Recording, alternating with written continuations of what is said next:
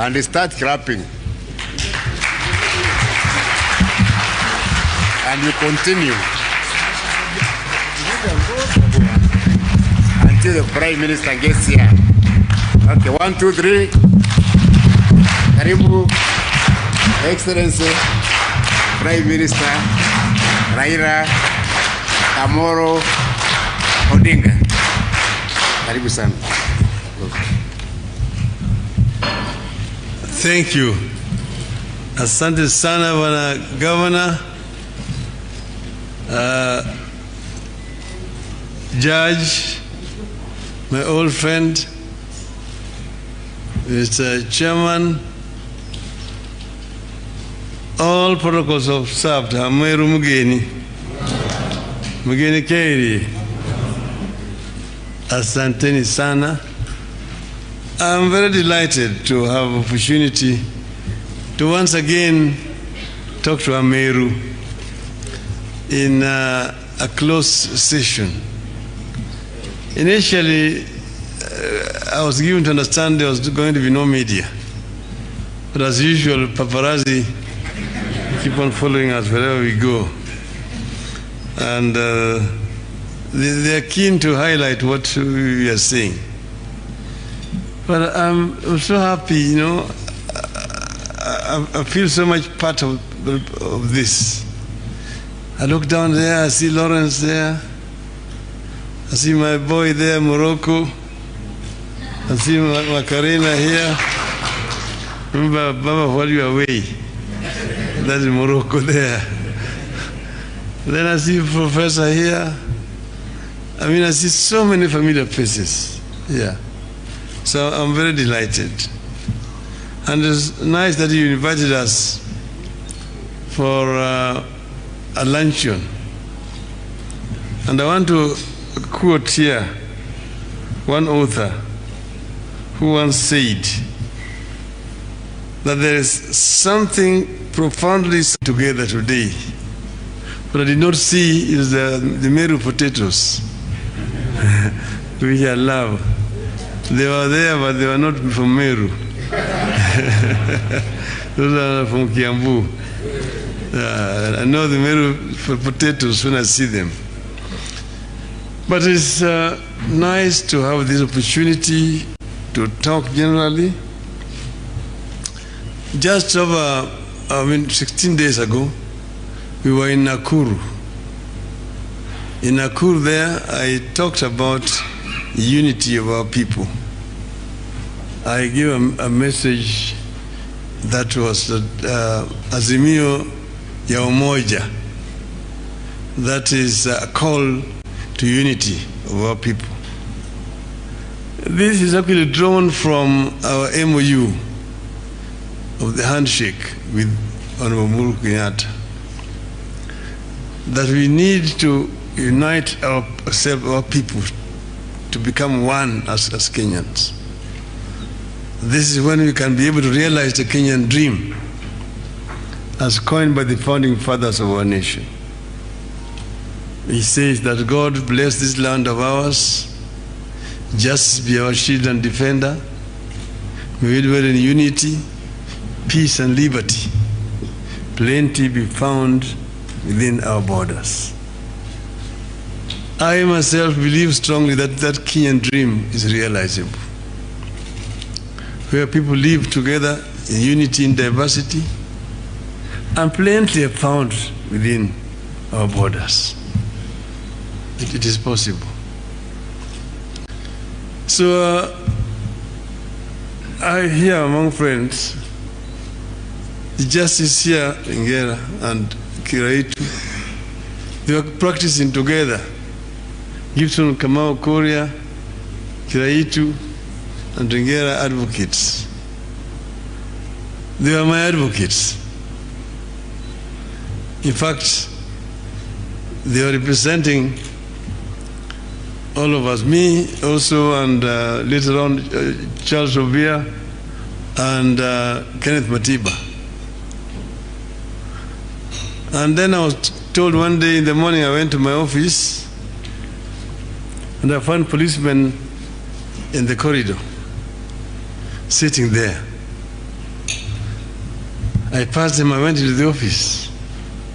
Then they came and told me that, you should not worry about us here. We've been asked to just come and sit here. You can just go about doing your work. Our duty here is to ensure that Matiba and Rubia do not come to see you here. And they said Kiraitu and Kamau Kuria. And also you are not supposed to go to their offices. When you go there, there are also officers in their offices who will not allow you to go inside. So I told them that, I don't mind about Matiba and Rubia, but Kiraitu and Kamau Kuria are lawyers of this company I work for. So if you deny me access to my lawyers, how can I do business? Then they made some calls, and then they came back and told me, you may go and see your lawyers, but you'll find the policemen there also, but you'll be allowed to see the lawyers. I did not have business to do with them on that day, but I decided to walk into the offices. And I found policemen outside there. But then the following day, this was on the 2nd, because we had announced that we were going to have a Sabasaba meeting at Kamkunji. On the 2nd of July, Matiba and Rubia were arrested. Then on the 4th of July, they came for me. And then Kiraitu happened to have gone for a conference in Addis Ababa. When he realized things were not good, he did not come back. he took off. But they managed to get in Manyara, they managed to get John Haminwa. It was Paul Mute who went into hiding and was not found. Just basically to tell you where you've come from. He's told you we have been in the trenches together for a long time. That is when eventually Matiba Rubia suffered serious infection in detention, which would eventually result in his almost losing his vocal cords. Matiba suffered a stroke that completely turned him into a garbage the rest of his life. So that is really where we are coming from as a country. But those struggles are not in vain, because they produce the society we're having today. Today, somebody can go and talk openly against the president and nothing will happen to him. That is the kind of democratic space that we've been able to open. And I think this is positive. So what do we want to do now? We want to move forward. And I'm happy to talk to Ameru business community and politicians for Meru here. Because Meru is part of Kenya. And Meru people are peace-loving people, but they're also very brave people. But they're also very hard-working people at the same time. Very brave. I know that kind of struggle that they went through.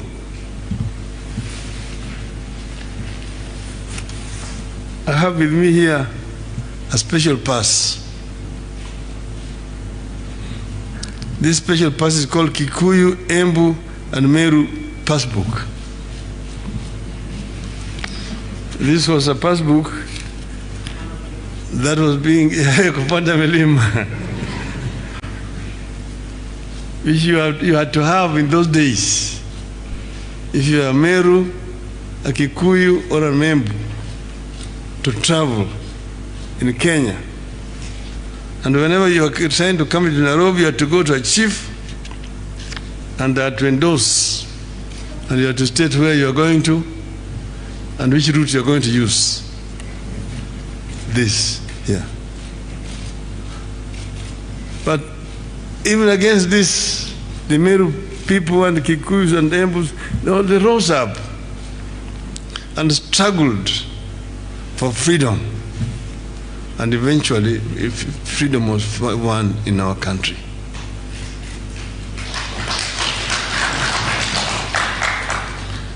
So the independence you are enjoying today did also not come easily. It came with a lot of sweat and toil and suffering.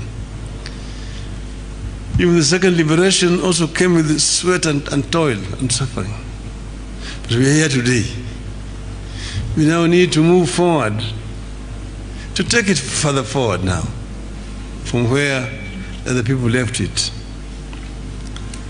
And Kiraitu has posed a challenge to me, has asked me fundamental questions.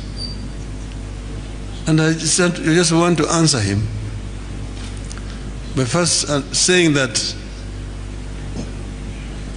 Ameru are part of Kenya.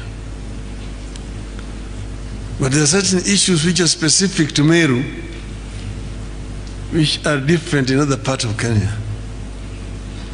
Like Meru land is very rich in terms of weather, agricultural production. These are some of the areas they called in session paper number 10 high-yielding areas where you needed to invest because there's a higher rate of return. But there have been challenges since that time. You know, coffee is grown there, tea grows there, you got now avocados, which have been introduced as a new cash crop in the area. You've got milk produced in the area. And then you've got Miraa, which is, of course, experiencing challenges. But Miraa has been actually a revenue earner, a major revenue earner in the past, until it experienced the challenges of being banned, particularly in Europe. But if that happens, then you need to think out of the box. One, you look for alternative markets. Somalia is having challenges. You find a way of opening up the Somali market. There's also Somaliland, which is up there. You find a way of how you can get access to the Somaliland. You mentioned, you challenged me about DRC. I invite you to come with me to my friend. But you can also do value addition and make the product more acceptable in areas where it has been banned. We can think out of the box and find ways in which you can do processing of Miraa rather than just sending raw weed to Europe, which has been banned. So these are some of the things that I'm referring to when I say think out of the box. Reforms have been carried out in the tea sector to break the monopoly.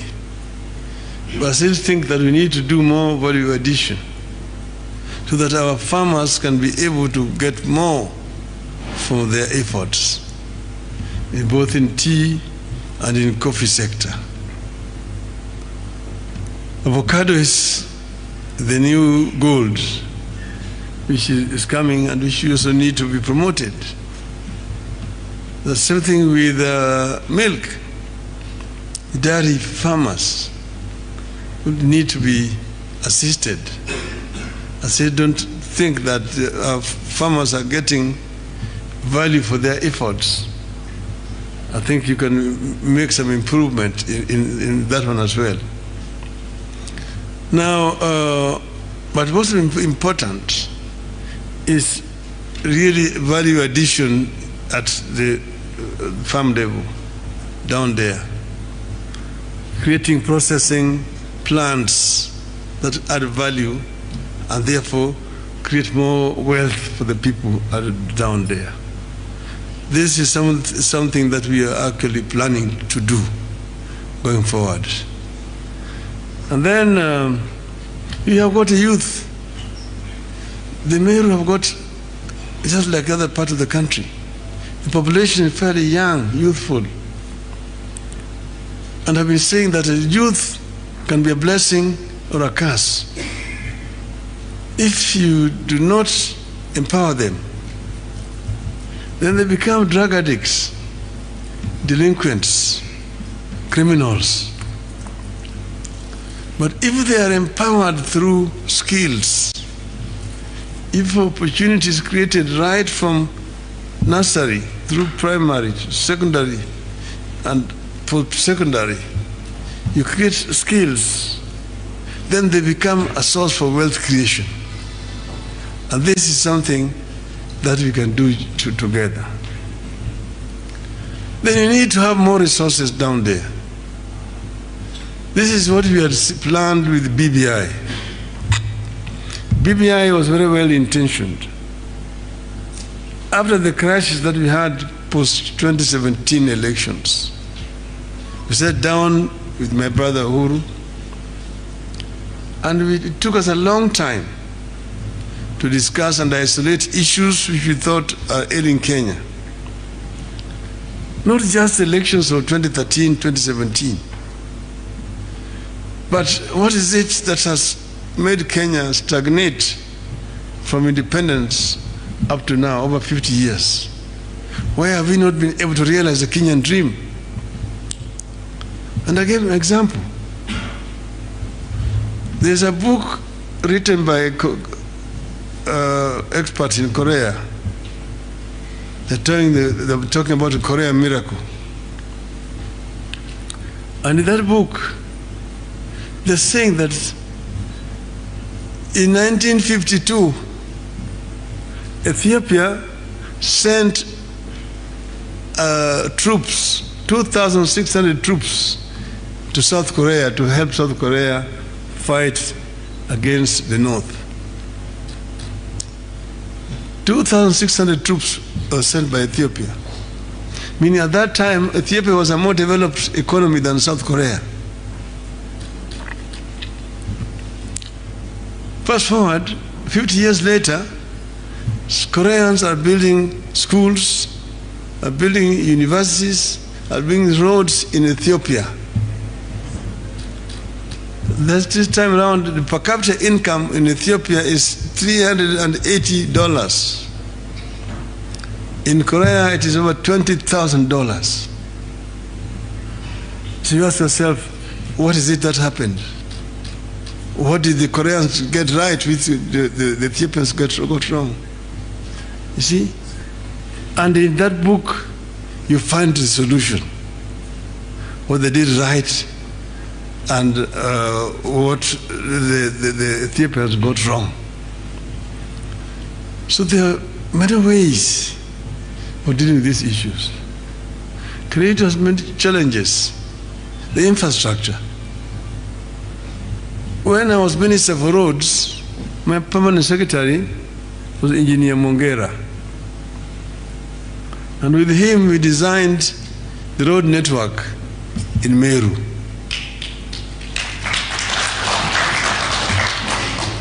What remains is just implementation of that program. You don't need to reinvent the wheel again. Okay? We rural access roads, which will enable farmers to access markets with their wares quickly. Easy to be done. Then, when I was in my other incarnation, I was Minister for Energy. And I'm the one who turned rural electrification into an infrastructure. bringing energy closer to the people. That is another program that can be expanded to reach the villages. He's talking about water. Of course, here you have got responsibilities at the national level and at the county level. He is the governor. He has got a responsibility, and the national government has got a responsibility. Not far away from there, there's a plan, and he knows it. There's a place called Mutonga. We had planned Grand Falls Mutonga, which is in the border, Tharaka Nithi, Kitui, and this is there. That is where we intended to build the last and the biggest dam on the Tana to generate up to 1,000 megawatts of electricity. And then you have sufficient water to supply the whole of that region. And you can do also big, huge irrigations in those areas using that water down there. But we had also planned there the LAPSET, the Lamu Port, South Sudan and Ethiopia Transport Corridor. And it's passing through this area here. You make this area a transit route. Then there's also the other one which is going down. You had planned when I was a minister for roads. Kibwezi, Kitui, Mwingi, then you come through Meru to Isiolo, and then it joins this other one going to Addis Ababa. And then you also have the branch going through Samburu to Juba. And then you connect, because we are doing the chairman is the chairman of LAPSET. And you know, we are doing a corridor. It's not just going Lamu Port, South Sudan, but it's going through South Sudan into Central African Republic, into Cameroon, to the port of Okribi, to connect the Atlantic Ocean and the Indian Ocean and create that land corridor and open up the interior of Africa. That will create a big market. Then you do not even need to go and beg for your Mira markets. You can send it to South Sudan, send it to Central African Republic, to the Cameroon and so on. So there are many things that can be done working together. But I'm talking about this issue of economy mashinani. And that was in the BBI. And we talked of minimum 35% going down to the counties. That itself will help revolutionize life down there. As the governor said, it is putting 6 billion shillings extra into the coffers of the county government. That will help the county government, because at the moment, the amount of money that is going down there, big chunk of it is just going for recurrent expenditures, paying salaries to the staff down there. But you need additional funding for infrastructure and other services like health and water and so on and so forth, agriculture. I myself am convinced that the BBI had a solution to our problems. And you just say, put it on the side right now, but we will ensure that it is implemented. We will ensure that it is implemented for the good of our people. There are some of it which were not even constitutional amendments, like in putting up a fund, a youth fund, which the youth can be able to go and borrow from without having to pay any interest for 7 years so that they're able to start up new ventures. That is something that can still be implemented without. They are saying that we are looking for jobs for the people. But the minister himself, he was a minister for Justice and Constitutional Affairs in those days when we were at Bomas of Kenya. And he knows the kind of executive structure she came out with from Bomas of Kenya. It is not the one that we are having here today. It was discussed, if you're talking about a constituent assembly, Bomas was a constituent assembly. And Bomas came up with a structure which was in the BBI. And we were saying, oh, the people are trying to create jobs for the people. Job for the people. No. That executive structure was much cheaper than the one we are having today. But that again is a subject for another day. So therefore, let me just say this. I say that we have a project to transform this country. And let me say we want to form a partnership. I want to form a partnership with the Meru people. That we are in this together. It is not that, oh, you're taking me up there and so on, no. I've not yet announced, I'm still consulting. But I'm saying that my view is to form a partnership with the people so that we are going in it together. And that when we reach there, we will have everything together. We have a clear program for the youth, a very clear program for the women of Meru, who are like the women of Kenya. We must ensure that our women are properly empowered. We must discard some of the old archaic traditions that tended to demean the women.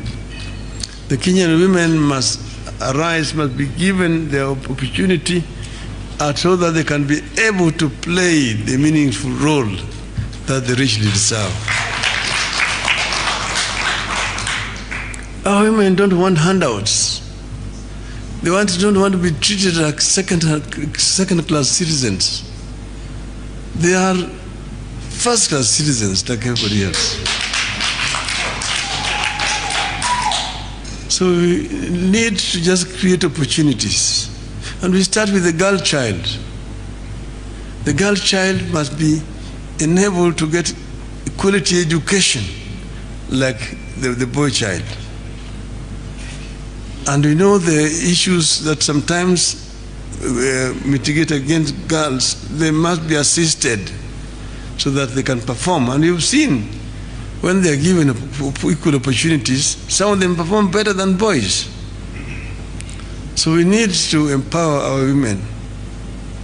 A country cannot grow if only half the country is working and half is being denied opportunity to make contribution. You must enable them to all make contributions. Equally, our disabled people, my friend Macarena here, it was just an accident and it's there. But they're saying that disability is not inability.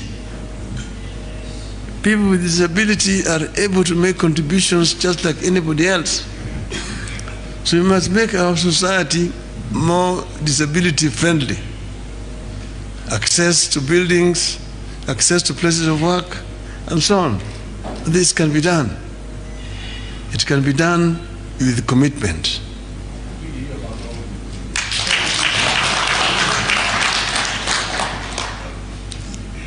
So we are talking about a total development where we empower each and every member of our society. Niliambiwa ya kwamba nikisiposema Kiswahili wengine watakuwa hawajaelewa.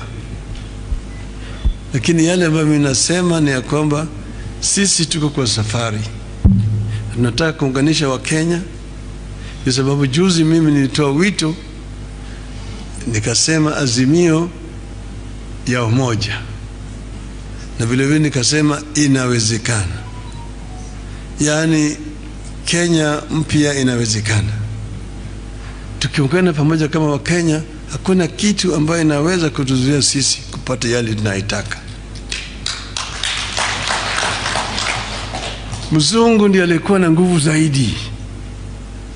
Mzungu alikuwa na mzinga, alikuwa na jeshi, alikuwa na kila kitu, lakini watu wetu walisimama wakasema hatuwezi kukaa na hii kitu,